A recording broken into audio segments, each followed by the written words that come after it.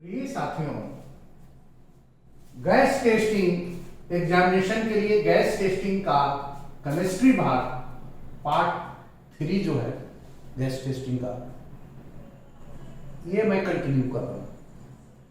साथियों, gas testing क्यों जरूरी है? क्लोज सर्किट माइन में या फायर के केस में, जैसे दिल्ली में हाल फिलहाल कंजस्टेड एरिया में फायर लगा, घर के अंदर फायर लगा, उसमें जो पॉइजनस गैसेज हैं,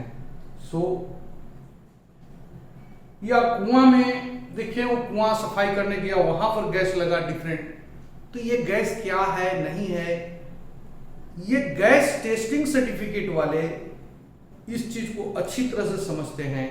माइन के अंदर विभिन्न गैसों को कैसे जांच करेंगे, या वैसे प्लेसेज में गैसेस का कैसे जांच करेंगे, इस स्किल को बढ़ाने के लिए गैस टेस्टिंग केमिस्ट्री पार्ट 3 आप लोगों से चर्चा कर।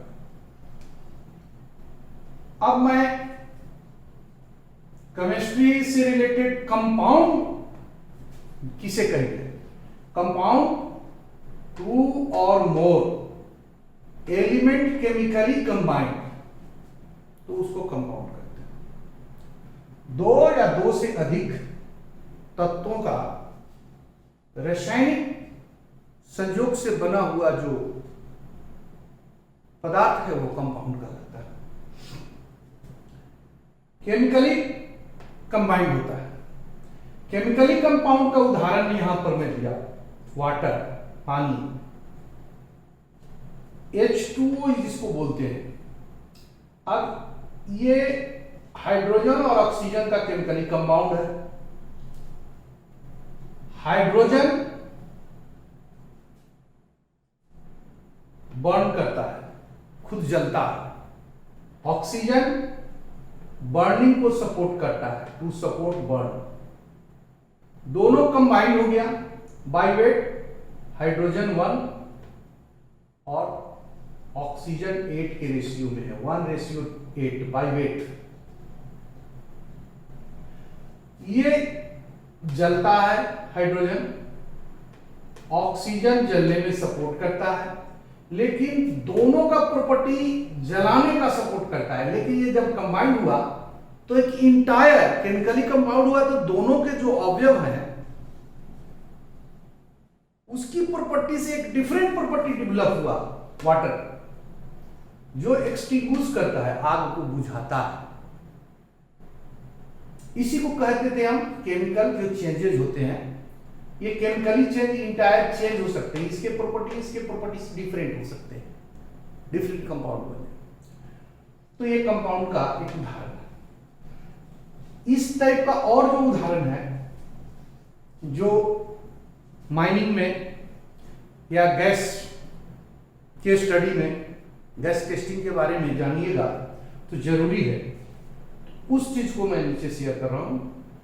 पहला जो है CO, कार्बन मोनोऑक्साइड, इसमें कार्बन हुआ और ऑक्सीजन का ये केमिकल कॉम्बिनेशन है, केमिकल कंपाउंड है। मीथेन, इसमें कार्बन है और हाइड्रोजन का कंपाउंड है। आयरन पायराइड्स, इसमें Fe है और सल्फर S। चॉक, जो ब्लैक बोर्ड पर चॉक से लिखते हैं या खदान में चॉक से सिग्नेचर करते हैं, तो वो चॉक का है, उसमें केमिकल कंपाउंड है किसका? कैल्शियम का, कार्बन का और ऑक्सीजन का। अब आइए कॉमन साल्ट, जिसको नमक कहते हैं, नमक, सोडियम क्लोराइड जिसको कहते हैं, इसमें सोडियम और क्लोरीन का कंपाउंड है। आइए सिलिका, सिलिकन और ऑक्सीजन का कंपाउंड है। सिलिका एक ऐसा कंपाउंड है जो पृथ्वी में बहुधा पाया जाता है। सिलिका बालू मिट्टी का भी पोर्शन में मालूम है और भी चीज में मालूम। तो ये कंपाउंड हुआ। अब नेक्स्ट मिक्सचर आया। मिक्सचर क्या है? Physically mix without combine in chemical sense. ये मिक्सचर का डिफिनेशन है। Physically mixed without combine in chemical sense. रासायनिक संयोग नहीं है इसमें, ये फिजिकली मिले हुए होते हैं, इनका केमिकल सेंस नहीं होता। उदाहरण के लिए देखिए गन पाउडर, बारूद जिसको कहते हैं। बारूद में कार्बन है, सल्फर है और पोटासियम नाइट्रेट। ग्रेनाइट, ये जियोलॉजी, माइनिंग जियोलॉजी, ग्रेनाइट, या आप बोलते हैं कि ग्रेनाइट लगाना है किचन में, फ्लोर में, तो ये ग्रेनाइट। ग्रेनाइट में क्या क्या है? ये मिक्सचर है क्वार्ट्ज का, फेल्डस्पार का और माइका का। क्लियर? ये तीनों का मिश्रण। ब्रास, जिसको पीतल कहते हैं, पीतल में, ब्रास में क्या है? कॉपर और जिंक का मिश्रण है। ये विभिन्न परसेंटेज में होते हैं और उसके चलते ब्रास की क्वालिटी भी अलग होता है, इसकी कीमत भी अलग होता है, इसका यूज भी डिफरेंट होता है। अब आइए ब्रॉन्ज, कॉपर और एसएन, कॉपर और टीन, कॉपर और टीन का ये मिश्रण है, मिक्सचर है। कोल, वेरी इंपॉर्टेंट। कोल क्या चीज का? कोल एक मिक्सचर है, हाइड्रोकार्बन, मिनरल मैटर और एस, ये तीनों का मिश्रण है। साथियों,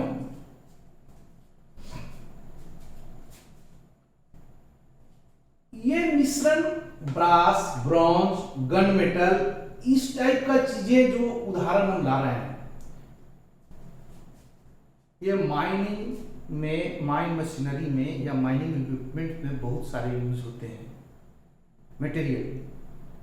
उसको भी समझना होगा कौन मिश्रण है, कौन केमिकल है और उसका क्या प्रॉपर्टीज है, तो ये समझना जरूरी है। अब नेक्स्ट टॉपिक, एटम। बहुत छोटे छोटे डिफिनेशन है, लेकिन ये कंसेप्ट आपका क्लियर करेगा। Atom, A smallest part of element which can take part of chemical changes। Element का, तत्व का सबसे छोटा भाग है जो रासायनिक परिवर्तन में, रासायनिक चेंज में, रासायनिक प्रक्रिया में, केमिकल कॉम्बिनेशन में भाग लेता है। Clear? The smallest part of element which can take part of chemical changes। Clear? इसके बाद आइए atomic weight, AT short form में लिखा हुआ है, WT, atomic weight. Numbers of times heavier than 1 atom of hydrogen.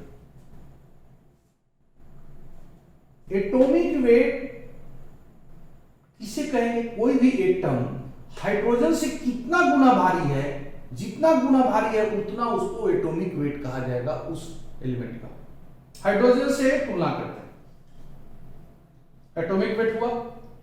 यह पुराना डिफिनेशन है। नई डिफिनेशन अभी न्यू में क्या आया? Atomic weight is equal to proton, number of proton plus number of neutron. अब देखिए, एक एटम के संरचना में इलेक्ट्रॉन, प्रोटॉन और न्यूट्रॉन, 3 पार्टिकल होते हैं। न्यूक्लियस में प्रोटॉन और न्यूट्रॉन होता है और उस न्यूक्लियस के बाहर इलेक्ट्रॉन होते हैं।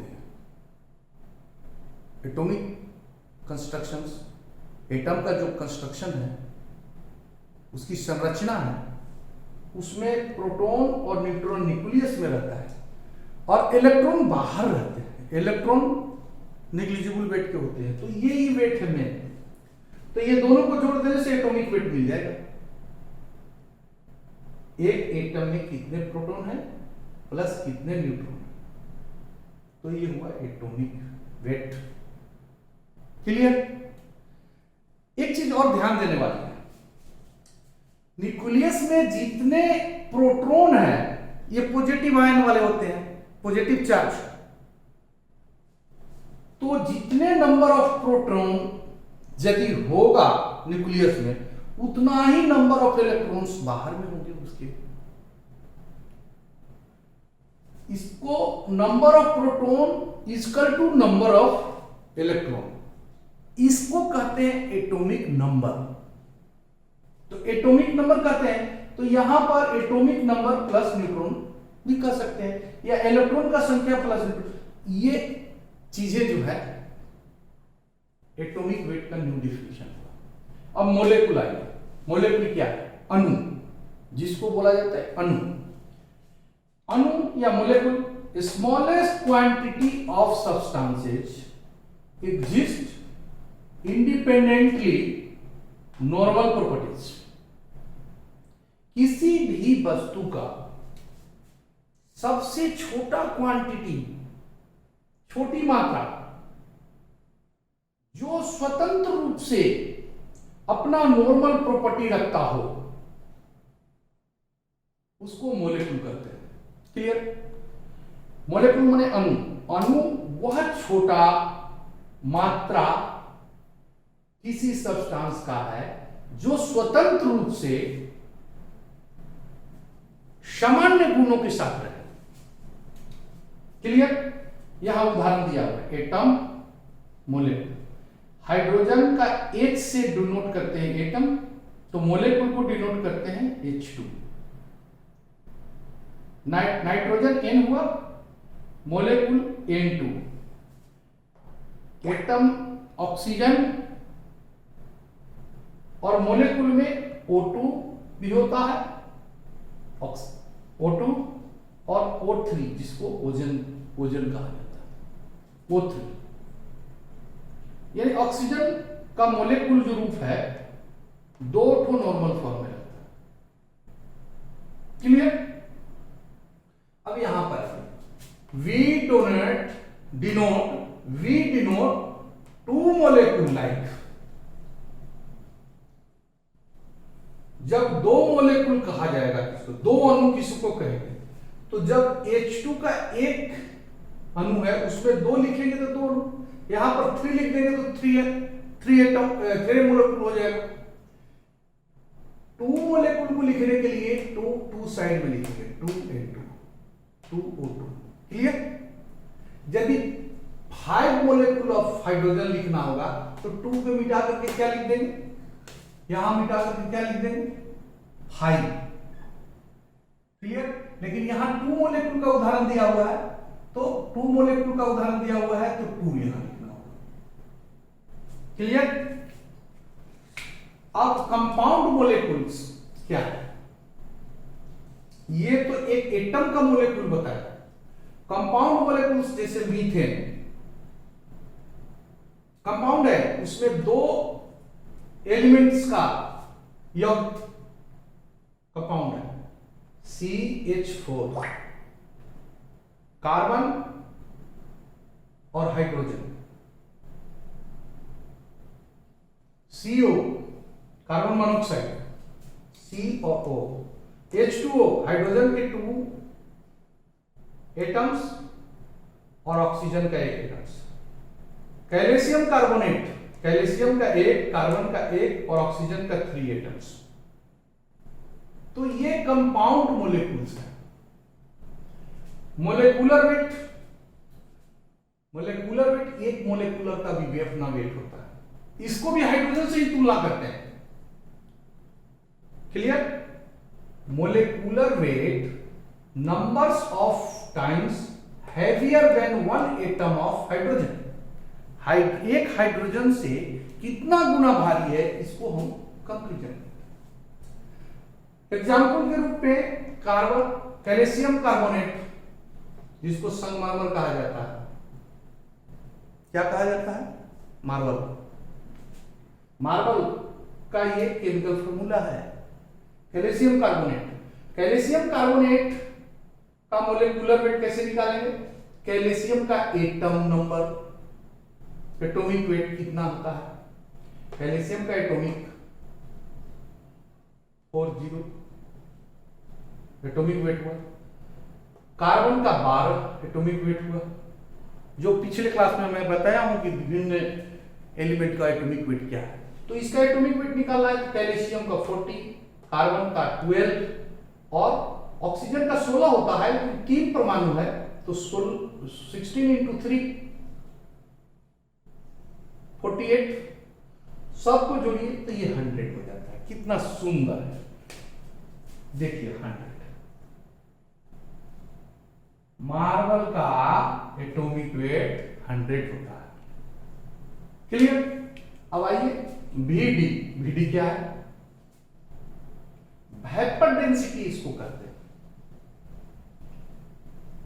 वेपर डेंसिटी का definition, number of times of A given volume, number of times of A given value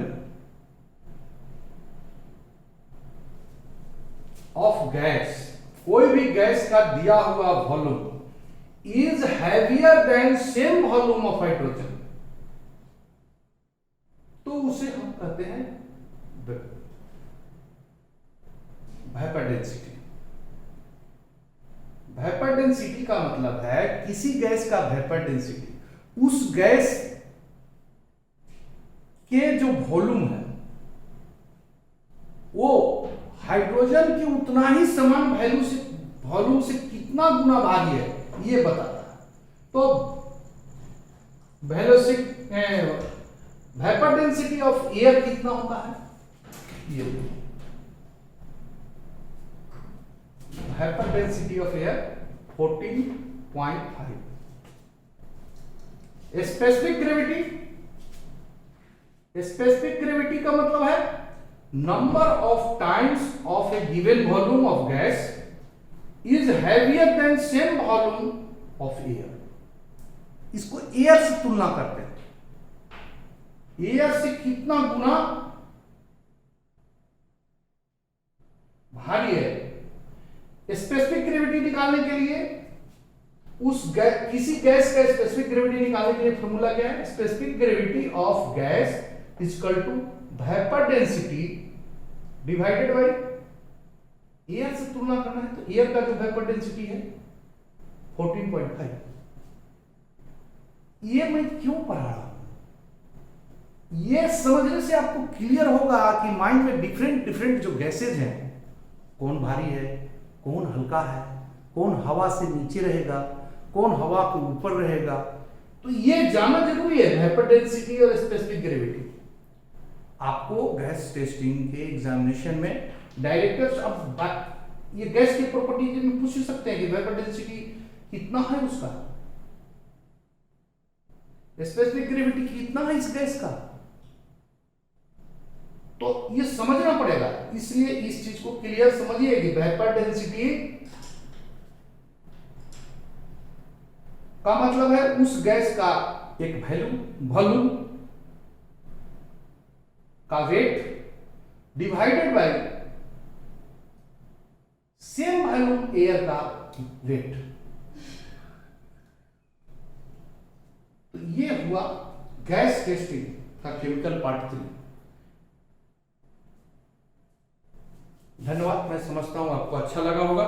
mining Vidya channel को सब्सक्राइब कीजिए और इसके बाद आगे इसका सीरीज गैस टेस्टिंग एग्जामिनेशन का नेक्स्ट सीरीज नेक्स्ट क्लास में आपसे शेयर करूंगा। धन्यवाद।